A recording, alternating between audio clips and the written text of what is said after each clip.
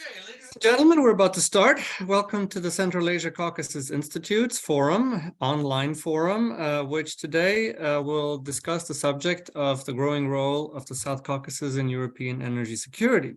And my name is Svante Cornell. I'm the director of the Institute. I have with me today two of our closest collaborators for many years at the Institute, Professor Brenda Shaffer with the U.S. Naval Postgraduate School, as well as Dr. Mamuka Tsereteli, who is a senior fellow with the Institute for many years, and both of these, our speakers, are extremely well aware of the situation concerning transport more broadly, and specifically energy transport and energy security in the broader Caspian region.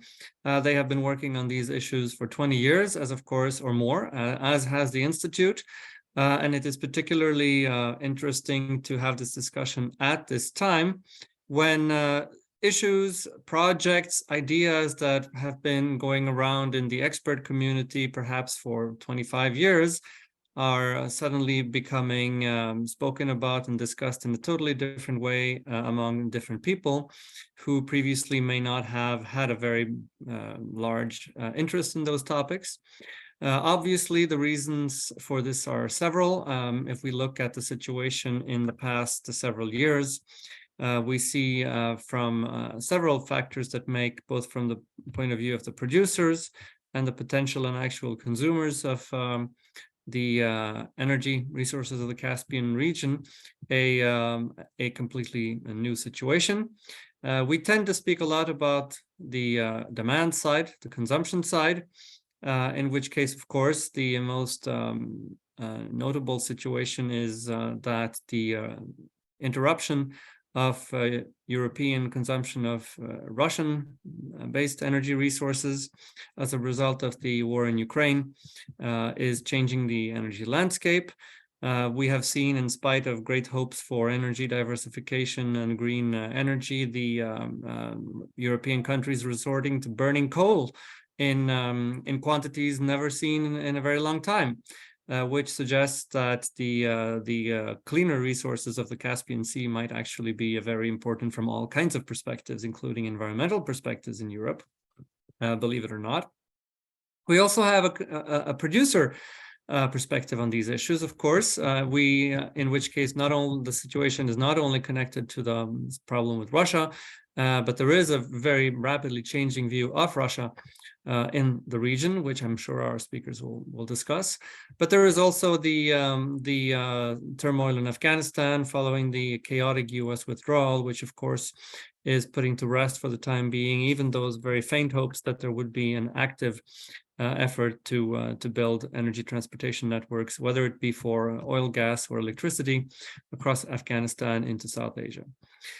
So as it seems, there is a revival of the East-West transport corridor idea that the US government was supporting very vigorously in the 1990s and early 2000s.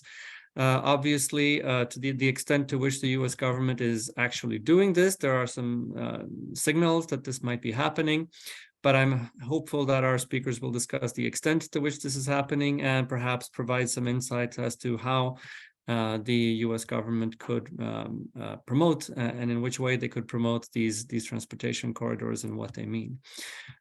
Without further ado, I would like to introduce our speakers again. We will start with Professor Brenda Shaffer, who has worked with the Institute on a number of projects over many years, and as again, mainly with the new US Naval Postgraduate School. After that, we will hear from Mamuka Tsereteli, who is a senior fellow with the Central Asia-Caucasus Institute. Brenda, the floor is yours. Thank you. Thank you, Svante. So in light of the current energy crisis in Europe, EU officials really, took a route and went out to a number of producers around the world to try to get more gas supplies, quickly into Europe. And so in terms of LNG, there were appeals to the United States, and even in MOUs, there's a trip to Qatar. And in terms of pipeline gas producers, there were trips and MOUs signed with Azerbaijan, with Egypt, with Israel, and really an attempt to court a lot of producers. With Azerbaijan, it was was sort of the most natural attempt by the EU.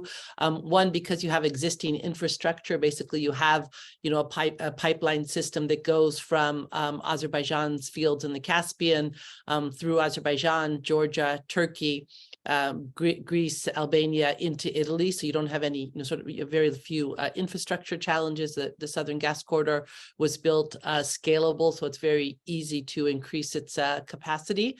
And then also because if you look at the markets during this current crisis, that we're in a better security of supply situation, price situation, those markets served by the Southern Gas Corridor, such as Italy and Greece, you know, are faring much better in this crisis. So it was sort of a natural appeal. And a couple of things that have made it easier. There've also been some advancements in infrastructure. We've had recently the completion of the interconnector Greece-Bulgaria, which facilitates gas into Bulgaria and onward into the Balkans. The actual commencement of supplies to Bulgaria from Azerbaijan, which, you know, it's about a BCM a year, maybe a little bit more, maybe BCM 0.3, but out of 3 BCM, that means from, you know, no diversification of a market to a market that's diversified. And efforts are being made now, not just to reach Bulgaria, but to move beyond. And there's been agreements signed with Romania and Hungary, and it seems it's really now a political strategy, political and gas export strategy of Azerbaijan to reach further into Eastern Europe. At the same time, Azerbaijan's working on a new generation of development of gas fields that have not been tapped before, and many of these will come online in beginning 2027. At the recent World Economic Forum, Azerbaijan President Ilham Aliyev said that Azerbaijan will double its gas supplies to Europe by 2027 and reach 20 billion cubic meters. Now, when you look at overall European supplies, that might not sound like it solves all their problems. But when you look at specific markets where this can bring about, you know, a third of supplies or half of supplies, this is very important. You're already seeing signs that Azerbaijan's gas exports are growing. So if in 2021 natural gas exports to Europe were 8.2 BCM, this year they'll already reach 11.6 BCM. And we really need to talk about what we're really in is Southern Gas Corridor Phase 2. The first Southern Gas Corridor phase was open in December 2020. Despite the Armenia-Azerbaijan war, this project was delivered not only on time, but significantly below budget. Rarely happens in the industry. So the idea that actually that, you know, significant savings on the project were quite unanticipated. And the next phase will reach new markets, as we said, probably deeper into the Balkans and Eastern Europe. And also Azerbaijan will probably at this stage initiate also gas transit from other suppliers. This might be from Central Asia, this might be from Israel, but it's likely in this next phase of the Southern Gas Corridor that there will also be transit into Europe. Now, so far, all these preparations are being made: development of new fields, expansion of the capacity of existing infrastructure, potential transit of gas from other sources. But this is being taken place so far in the framework of a memorandum of understanding and not concrete contracts. And this opens the question of European public finance in terms of sharing some of the risk. So even though Europe is saying it really needs these things, we know that policies and market requirements have shifted a lot over the last couple of years.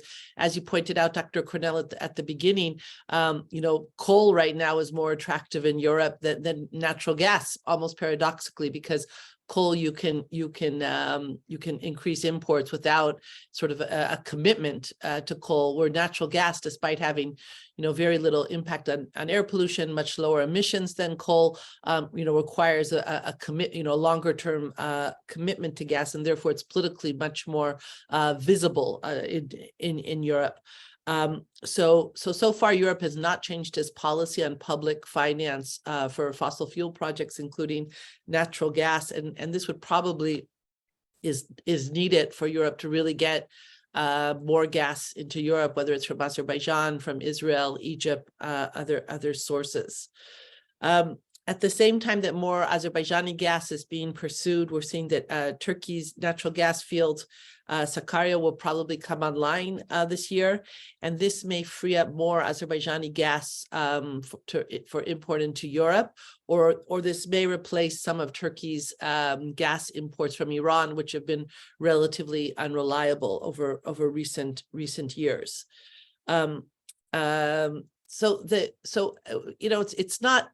So obviously current suppliers into Europe are not maybe so happy about Europe finding alternatives to gas, and I think it's not by chance that we see, just as Azerbaijan is upping its attempts to increase gas supplies to Europe, we're seeing a re-flaring up of the conflict.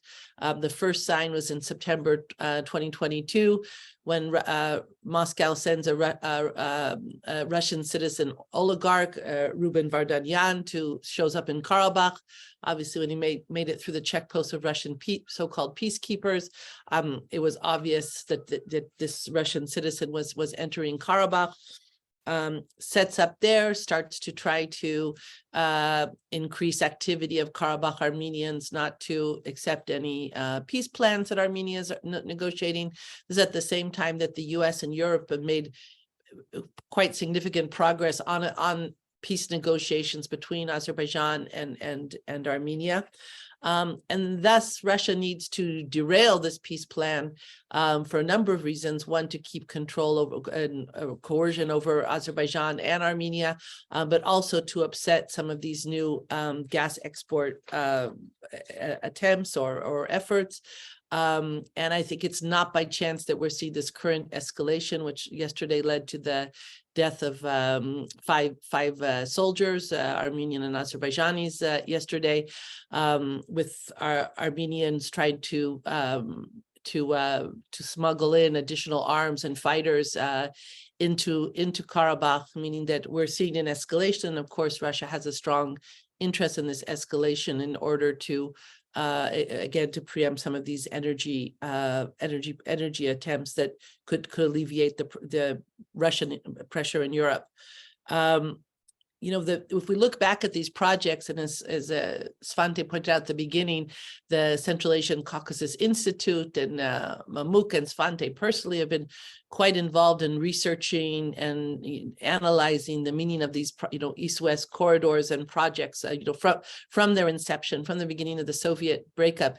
A factor all along through the years is the central role of the U.S. government. And, in the U.S. government, whether it was the BTC oil pipeline, whether it's the Southern Gas Corridor, gas projects, played a huge role in shepherding these projects, into market, into operation. This was bipartisan, successive American administrations, bipartisan efforts in Congress, and not because those oil and gas resources were important to the United States or even or to the United States, but they were important for Europe, for Europe's energy security, especially the gas supplies, and they were important as a way for the South Caucasus and in terms of the Central Asian resources. It was important in terms of their independence, having the main vectors of their economy going through friendly and allied states, and therefore not a lever for control. But we're seeing now that, unfortunately, the U.S. government is refraining from engaging in geopolitics of energy. If we look at the recently released U.S. National Security Strategy, it mentions energy 50 times, but over half of those times it's in combination with clean energy, renewable energy, or energy transition. And the strategy doesn't once mention natural gas, which is the most, on one hand, the most valuable fossil fuel in terms of fossil fuel with no air pollution and low climate impact. On the other hand, the most complicated, because of the way it's transported and stored, most complicated geopolitically. All mentions of fossil fuels in the national security strategy are negative, even though 75% of U.S. energy consumption is from fossil fuels. The U.S. military relies on fossil fuels. and the US is the largest producer of oil and natural gas in the world. So this strategy is also follow up with a White House directive that all US government agencies, including the State Department, cannot engage in promotion of natural gas projects.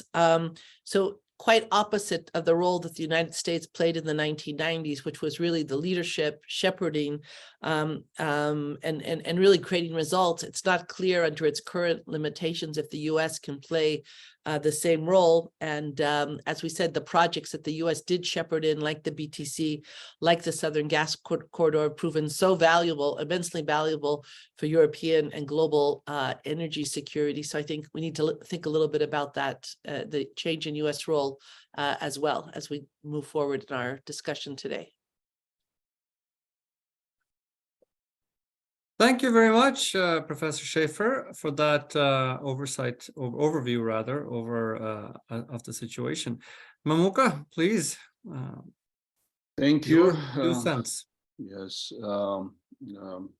Greetings to everyone. Thanks for joining us today for this discussion. And I'll try to focus on 2 issues. One is relatively new project focusing on connectivity between Caucasus and Europe, or with the power line, undersea Black Sea, under Black Sea power line that will try to meet some of these requirements of European green energy demands using electricity produced in Caspian Sea in Azerbaijan from wind farms, complemented with some other sources of energy from maybe hydropower from Georgia and maybe some other sources going forward.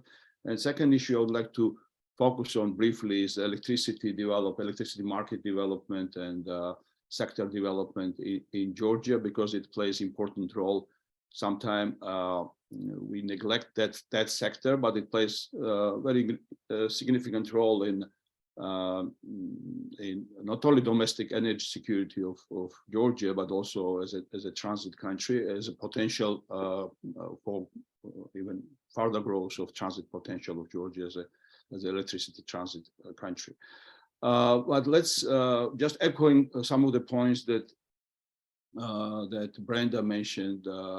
I think it's important to remember that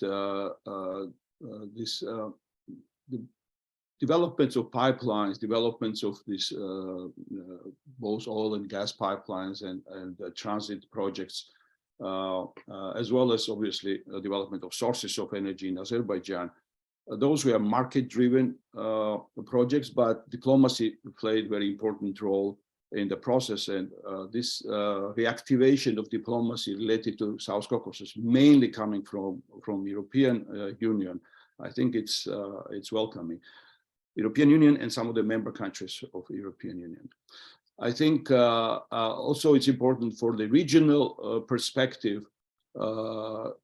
These projects for the last 30 years were key drivers of the regional cooperation. The fact that we have now a very strong partnership between Azerbaijan, Georgia, and Turkey is definitely, we are driven by these pipeline projects. They also were bringing clearly also significant capacity development. They contributed to the economic sovereignty, but ultimately political sovereignty of these countries. So everything that relates to energy development in the South Caucasus is it's a story of evolution of statehood, evolution of partnership and collaboration regional collaboration between countries. And now we see this new trend when we are moving and complementing existing projects of Southern Gas Corridor and oil pipelines that connect the Caspian to the world markets, being complemented by potential projects related to power lines and electricity transit from Caspian region to Europe. We all know that on December, I think it's now pretty widely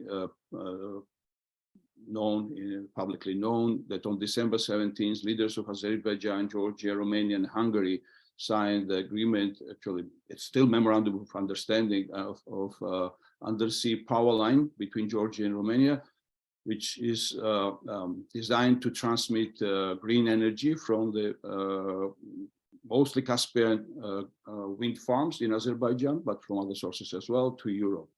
And it's symbolic that countries like Romania and Hungary are involved in this project. That's on one hand, it's a project that obviously facilitates connectivity in Black Sea region, but also it's a project that connects some of the member countries of NATO and European Union with the strategic partners from South Caucasus, and facilitating this type of connectivity is clearly in the interest of all sides.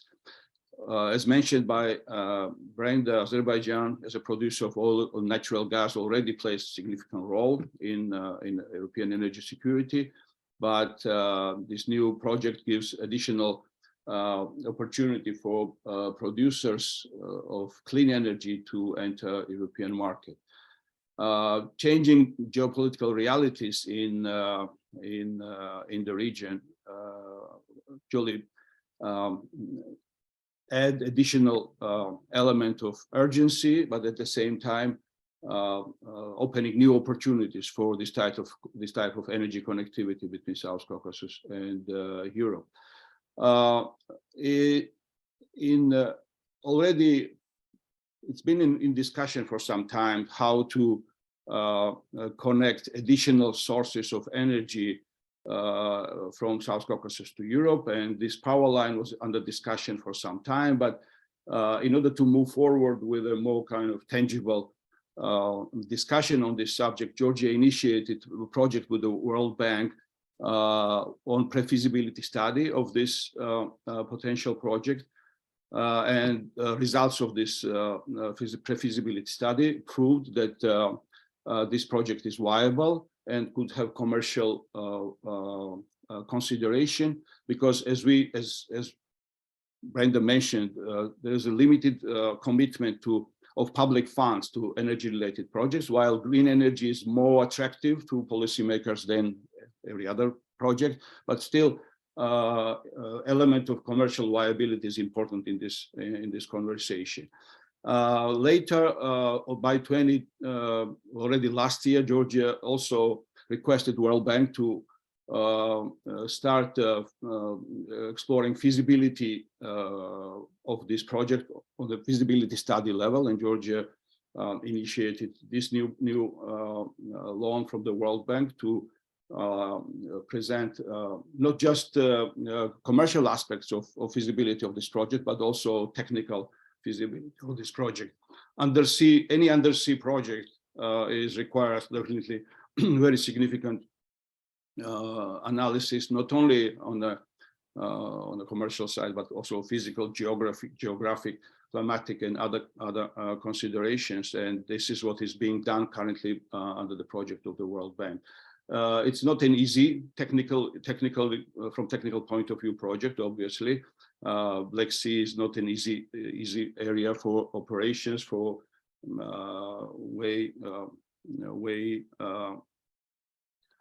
environment, because of the isolation of Black Sea from the Mediterranean. It's a lot of chemical processes going on undersea, which are not helpful for undersea developments of infrastructure projects. But we already know that there are several pipelines undersea connecting Russia to Turkey. This is another technical and interesting technical challenge, that this power line, if it's built, it will be crossing those pipelines connecting Turkey and Russia. And so this Georgia-Romania connected power line will be, there will be some process of obviously negotiations in those terms as well, where exactly and how this process of crossing will take place. But I think from our point of today's discussion, we need to think about what are we exactly talking about, what are the potential volumes, what are the potential sort of contributions to the to the European energy security. In terms of capacity of resources, estimates are there may be 200 gigawatt of potential energy production in Caspian Sea based on wind sources of energy. As recently was stated by our good friend, Ambassador Hazar Ibrahim at the event hosted by Georgian government, Georgian embassy in Washington on this subject, there are already up to 30 gigawatts of this capacity installation already contracted. So which means that Azerbaijan will have soon significant production of wind energy, which can be exported. In this context, I think it's important to mention Azerbaijan already exports significant amount of electricity via Georgia to Turkey. So that's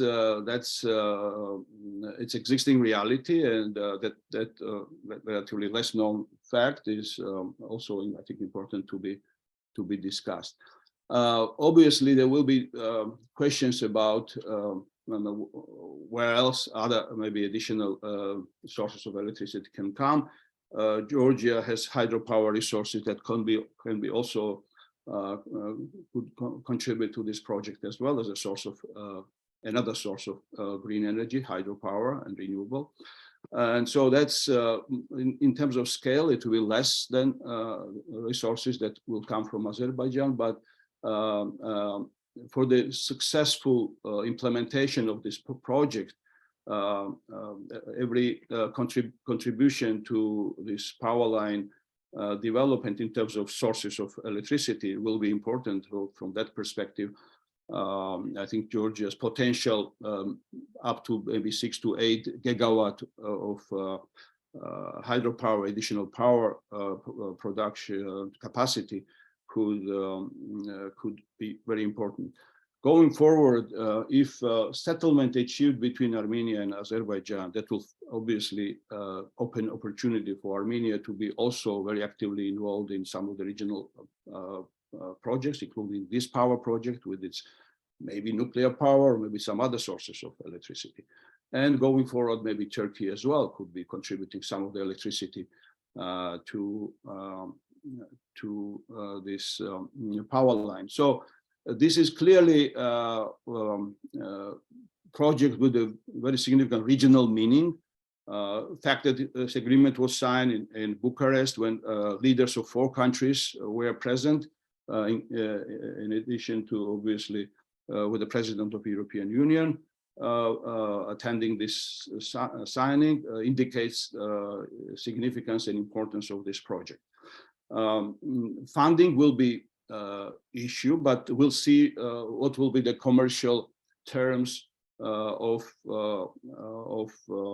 this project based on feasibility study, which probably will be completed by the end of this year, and that will open kind of discussion about commercial aspects of this project. But already it was mentioned that European Economic and Investment Plan, this instrument from the European Union funding instrument, could be engaged. There are also potential sources that may be involved, like a special fund from 3Cs initiative, where Romania and Hungary are members of this 3C initiative. As you know, it's a European Union initiative that is designed to facilitate connectivity, not only on energy, but on transportation as well. But energy is important, a significant component there. And the fund which is associated with 3C initiative could fund under the design of this fund, actually could fund projects that are even if they are not in the countries that are not members of the 3Cs initiative, but if project has at least one leg of development inside of the 3C member countries, then it could be funded by this source of financing of the projects. So, and by the way, this is also for thinking about going forward, if this type of collaborative projects between EU member countries, between 3C initiatives and South Caucasus countries will continue. This is only in benefit of those countries, because it's ultimately going forward. This region, South Caucasus, obviously, and beyond South Caucasus, Central Asia could be very important contributors to for sources of energy, but also in terms of trade partners, in terms of transit, in terms of connectivity to the wider Eurasian region. I think the fact that at this stage, this region is not in the focus of this 3Cs initiative doesn't mean that it cannot be emerging as a significant contributor to this initiative. So going forward, I just wanted to briefly mention that a little bit about the situation in terms of electricity market in Georgia, because for last 10 years, it's an interesting trend. The Georgian consumption of electricity is growing, and production of electricity cannot catch this growth. So demand for growth is covered mostly from import, and so import grows in Georgia in terms of physical supply of electricity. But it's interesting that last year, Georgia, despite this physical deficit of electricity, Georgia had a positive trade salt of electricity, because its sales of electricity produced in Georgia to Turkey, value of that sale exceeded the value of import coming to Georgia from other countries. It's interesting that major supply of electricity to Georgia of this deficit electricity is Russia. But most of this electricity that comes from Russia goes to Abkhazia. And that's a kind of, as we all know, it's somewhat specific situation there, while Abkhazia, obviously Georgian territory, is not under Georgian control. And it's a very specific kind of development, what's happening in the Abkhazian electricity sector, because for some years, some of this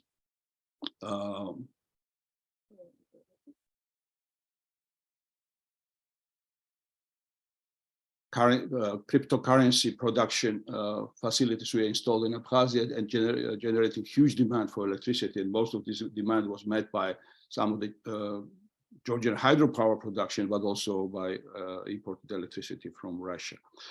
A few points also: this price differential between market in Georgia and in Turkey. Turkey definitely has a higher purchasing power and higher demand on electricity, and so it pays more. Was a key factor why Georgia's electricity export generated more than import. But for going forward, Georgia will have even a growing deficit. And while today, about 2-3 months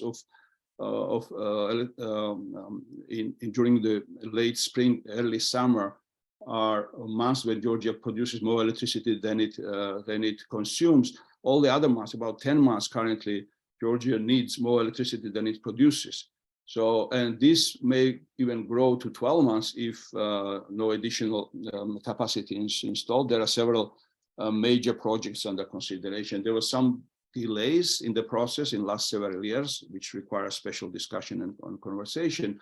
But I think there is a more determination right now to bring some of these projects to completion in next several years to meet this growing electricity demand.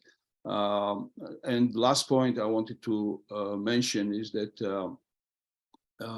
if this power line project, submarine power line project, connecting Georgian and Romanian shores,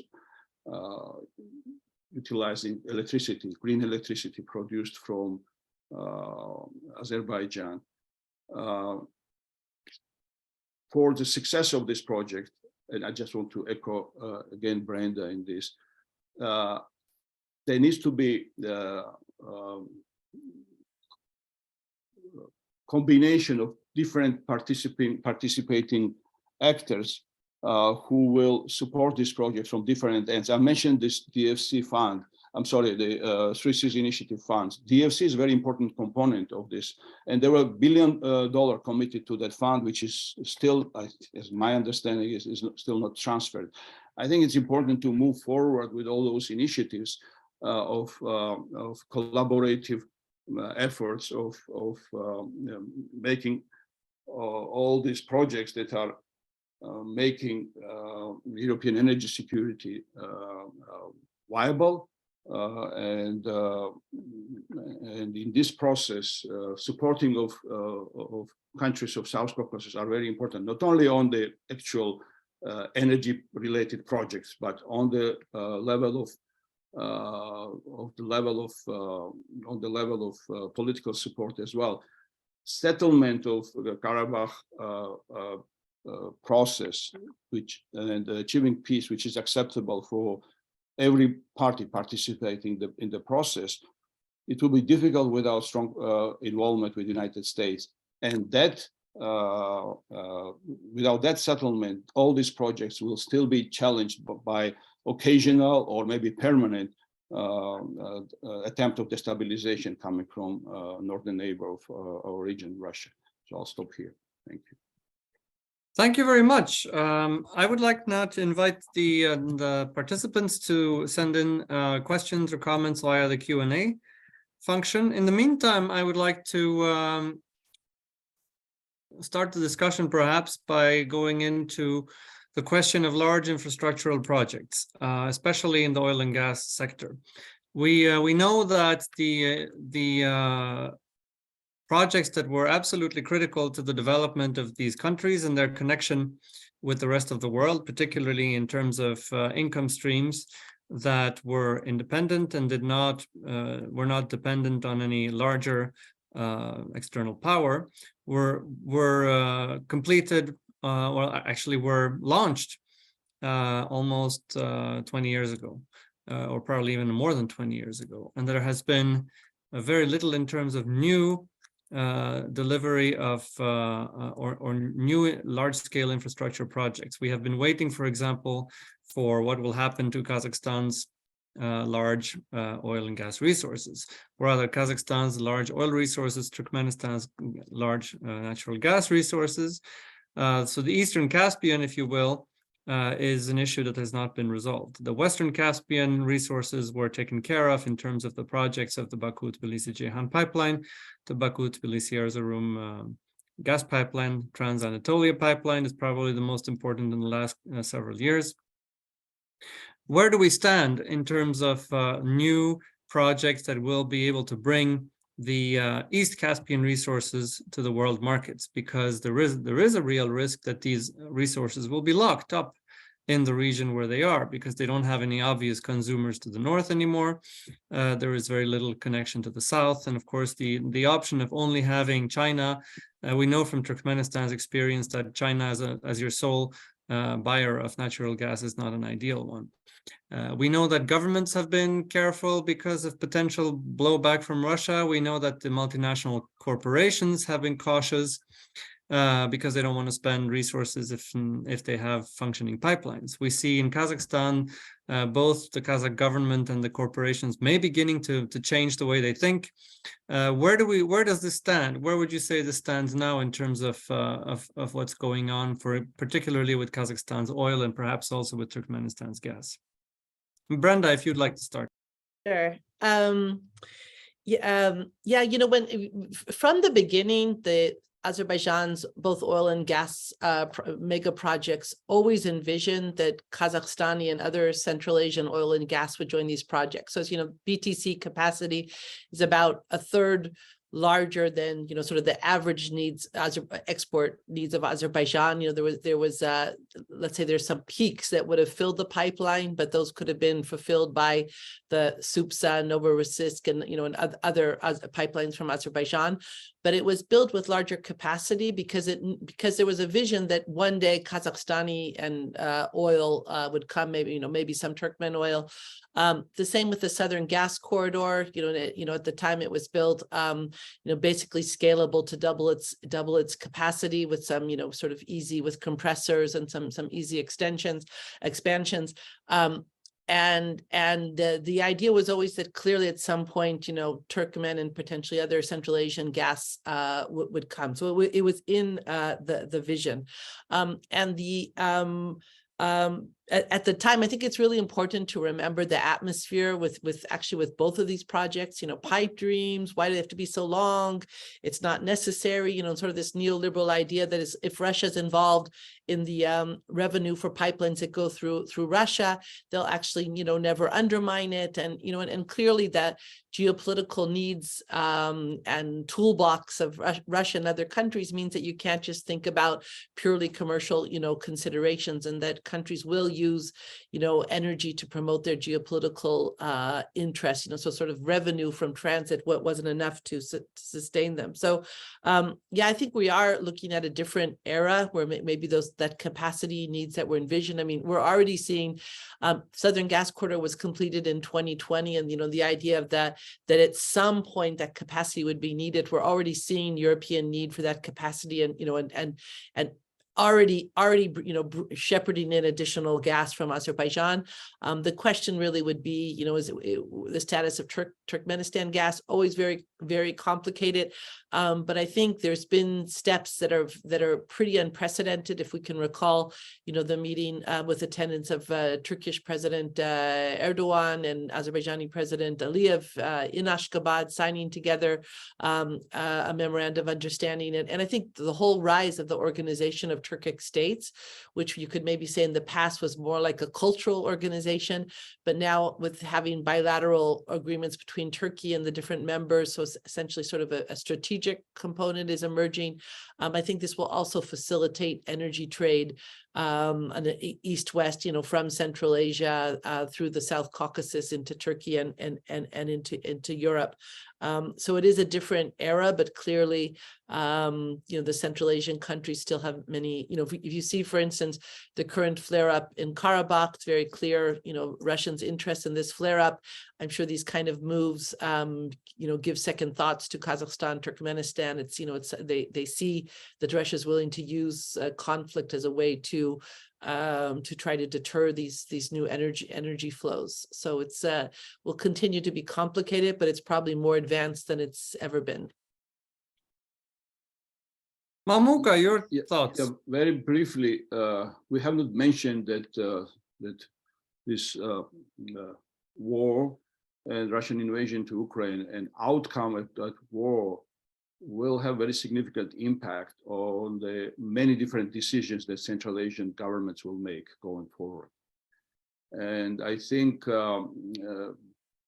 Brenda is right. It was not accident when President Nazarbayev attended actually signing of Baku-Tbilisi-Ceyhan agreement between Azerbaijan, Georgia, and Turkey, and the companies involved in 1999 in Istanbul, because Kazakhstan was interested in that pipeline, and our consortium was interested in participation of Kazakhstan. So this is in some ways a good insurance project for Central Asian producers of oil, that they have this opportunity to put some of the additional oil in Baku-Tbilisi-Ceyhan. But I think a lot will be clear in terms of future strategic kind of orientation of this on energy side of the projects, obviously, from Central Asians, depending on outcome of the war. I think Turkmenistan is a key in terms of natural gas, as we all know, and Turkmenistan, Azerbaijan connecting line, construction of one way or another, large scale or small scale or medium scale on the initial stages, will be breakthrough. If there is a natural gas flowing from Turkmenistan to Azerbaijan, even if it's small amount, somewhere to some of the Western markets, there will be big breakthrough. Obviously, probably interest of Turkmenistan is not to start with a small one, but to start with a significant one, significant project that will be worth of risking in terms of potential complication of relationship with Russia. But I think we'll see a little bit of more clarity in those decisions going forward, looking at the outcome of the war in Ukraine. Thank you. We have a number of questions for from the participants. I'd like to start with one from our friend Rajendra Singh, who asked about Caspian optical fiber connectivity and the possibility for synergy with the telecom and energy sector in terms of the role of this for Central Asian countries that are, as we know, not sufficiently connected to the rest of the world in this field. Perhaps, Mamuka, this is one you'd like to look at? There is we mentioned the submarine power line connecting Europe to South Caucasus, but that project involves development of a fiber optic line as well that will bring greater connectivity to countries of South Caucasus, but beyond to Central Asia as well. There is already existing fiber optic line connecting different, western and eastern shores of Black Sea. Overall, we talked many times. It's a key idea of our chairman of our institute, Dr. Fred Starr, that South Caucasus should serve as a land Suez connecting Europe and Asia, where interests of security and interests of stability of functioning transit of different commodities will be in interest of many actors. Informational connectivity is definitely one important element, and in this era of security of information, data and transmission, importance of the security of data transmissions and so forth. Obviously, this is very significant. Again, there is an element of infrastructure development, which is happening and will be happening, but that's also like political decision making, where this particular big actors from Central Asia will orient their flow of cargoes as well as information as well. One little detail here, unrelated to maybe informational aspect, but in terms of trade and transit connectivity, I think probably we should have mentioned it earlier that South Caucasus is already receiving much larger flow of cargoes than it used to after because of what's going on in Ukraine and sanctions against Russia. But capacity of the region is still it's almost like fully utilized currently. So and we need to kind of think about how this either both currently existing infrastructure as well as newly developing infrastructure, how that could be utilized in a more efficient way. We know that, let's say, corridor could probably accommodate additional capacity of cargoes as long as there is some harmonization and synchronization of procedures, regulations, and so forth. So it's a combination of two factors, like in everywhere else, whether it's data transmission, informational security, and so forth. It's a political factor and infrastructure development that needs to be happening at the same time. Thank you. Another question, we'll direct this one to Brenda. It's about the question of the middle corridor and Russia. After the sealing of the EU-Russia borders, the question is whether it's realistic to isolate Russia from using this middle corridor, or if, especially given its relations with Central Asia, Azerbaijan, including Turkey. Well, Russia is the center of the northern corridor, where still most of the cargoes transit the northern corridor, China, Russia, Belarus into Europe. So, essentially, it is a part of a major east-west corridor. But yeah, sure. I mean, the question is, of course, Russia is not going to accept its isolation, or most of the sanctions, whether it's limits on oil export, and will do its best to find a way out of these sanctions. And I think big question is various countries where we're seeing after the imposition of the sanctions, that we're seeing a real uptick in economic activity, whether it's Kyrgyzstan, Kazakhstan, Georgia, Armenia. It's very important that the West looks at, is this somehow facilitating sanctions, sanction circumvention, or is this just legitimate economic activity that's shifted away from Russia into the region? But I think this will be a big part of both Iran sanctions and Russia sanctions will be a big part of the future relations between Europe, the United States, and countries of Central Asia and the Caucasus. Thank you. We have a question from the Voice of America, which asks both speakers about challenges for Tbilisi, for the Georgian government, on the road of becoming one of the major players in energy collaboration between the South Caucasus and Europe. And in this regard, I guess we should fill in the questions, read between the lines, and talk about the growing tensions between the Georgian government and the West, and if they in any way affect many of the things that Mamuka was speaking about, and even in broader terms, Georgia's role as this intermediary. Is the Georgian government's policies in recent months, is it really, should we say, compatible with this role as an important player in the connection between the Caspian region and Europe? Mamuka, if you start, and perhaps then Brenda. Yeah, I think I know you see several things are happening in parallel. So on one hand, clearly there is this promotion of this corridor projects. Georgia is active part of that, of existing projects as well as future projects. We saw significant visit of President Aliyev to Georgia last summer. Other positive role that Georgia is playing in facilitating and convening sometime between Azerbaijan and Armenia conversations. There were at least one exchange of prisoners with Georgian participation. Other elements that really, by the way, all these efforts of Georgian government are closely coordinated with some of the Western partners. It's not in isolation. So, but on parallel, you see this domestic situation becoming more and more tense. And this particular, this last development of last several days, when is this discussion about the foreign agent law, I don't recall now exactly how it's called officially, is really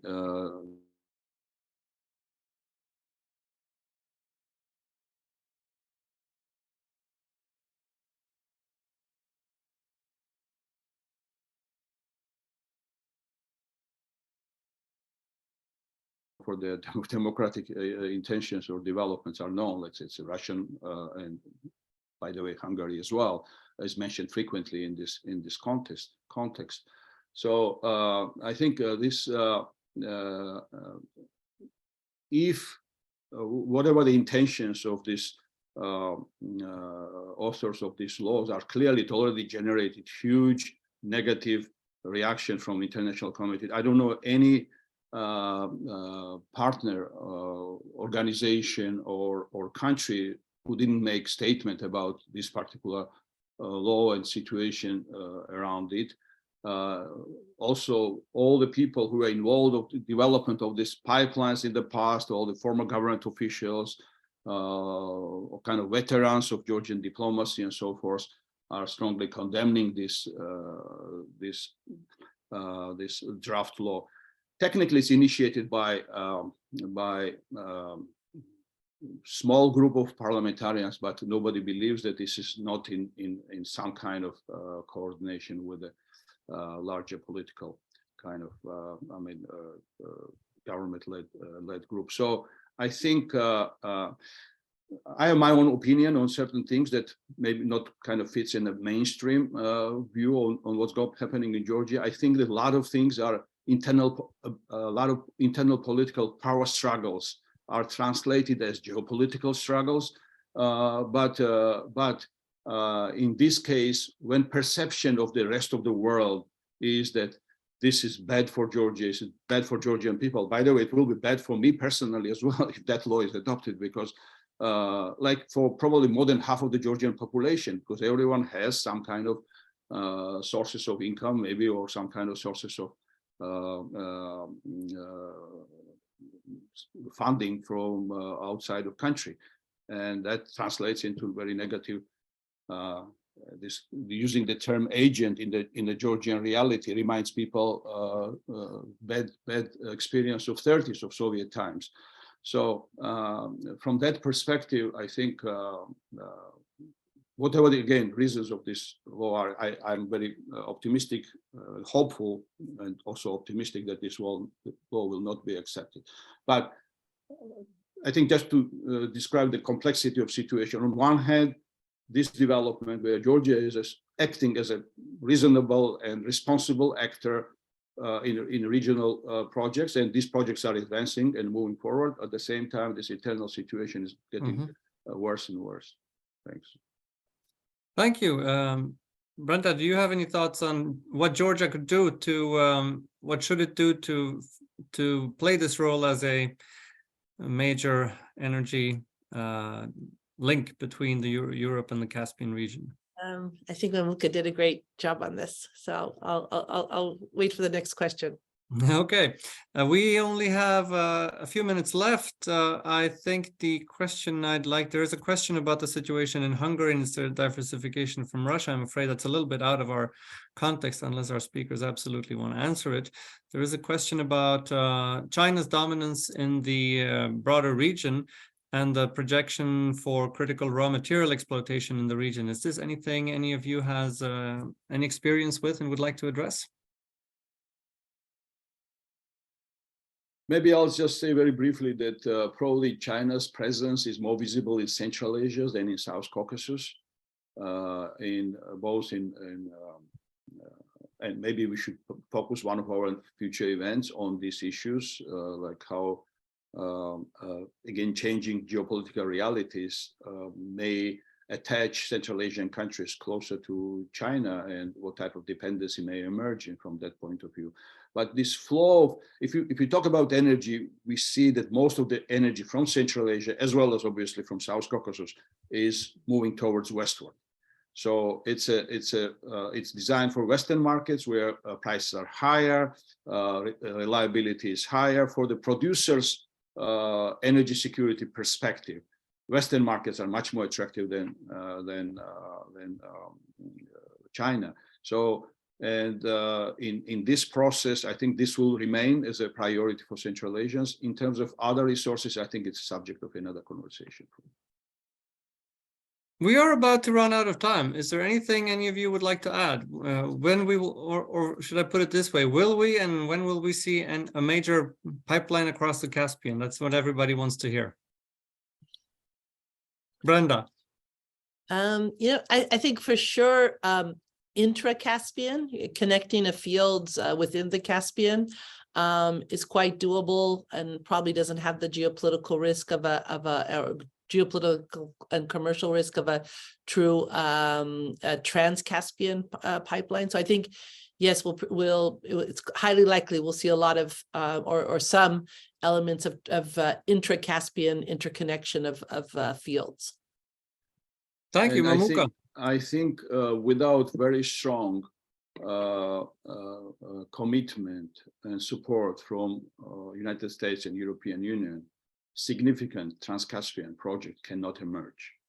So for political, security, and other reasons, I think that's where the solution, like solution of maybe long-term solution of Karabakh issue, will be also requiring some of. And will we see such a major U.S. consistent and concerted initiative? After all, Secretary of State Blinken was just in the region, and we've seen the U.S. get involved in the Armenia-Azerbaijan negotiations. I think quietly we see a little bit more engagement and some kind of more interest, in particular in that issue. But again, I see that a lot of things will be determined by, again, maybe I'm kind of old-fashioned on that, but outcome of the war and power politics in the Eurasia will be determined on the results of based on the results of the war. Thank you. So I think in closing, what I would say is that we are still in some ways in a wait and see mood. It seems to me that there has been a lot of forces, both private and government, reassessing the situation and finding that the basket in which they had thrown many of their eggs, if not all of their eggs, look a little bit problematic compared to what they thought. But what everybody is wondering is, well, will the situation normalize in a few years? And maybe then I don't have to spend several $billion on some other way of getting my resources out, for example. I think that's where we stand. Everybody is waiting. And in the meantime, I think there has been an understanding that the US has been extremely focused on countering Russian ambitions on the ground in Ukraine and shoring up the NATO alliance, in fact, expanding the NATO alliance, and that this is understandable. But at some point, the US reaction to what is happening in Ukraine needs to also happen in adjoining regions of the Caucasus and Central Asia, where, interestingly, just as was the case 20 years ago, maybe one of the chief areas in which the US is needed and can play an important role in furthering its national security interests, as well as those of the regional countries, is again in the area of energy, which in many in the United States may have thought was an issue of the past. It was taken care of, we built the pipelines, and now it's all up to the market and the private structures to deal with the problem. I think what we're seeing now is that understanding probably needs to be modified. We need probably to think a lot more like we did 20 years ago, in spite of the situation in many ways being different. But the similarities and the inherent logic that propelled US engagement 20 years ago very much is very valid. In other words, there is no need, it seems to me, to reinvent the wheel. There is a need to readjust very much the assumptions. China, for example, is a completely different factor in the region than it was 20 years ago. But there is a lot the US can learn from the successful policies of the past in order to promote a very important connections. Actually, right now, the only connection between Central Asia and the rest of the world, save from China, it goes through the Caucasus, and that is something Central Asian leaders acknowledge, sometimes publicly, and we should be aware and see this from the region's perspective as well. We are out of time, ladies and gentlemen, and therefore I would like to thank our speakers primarily for joining us today.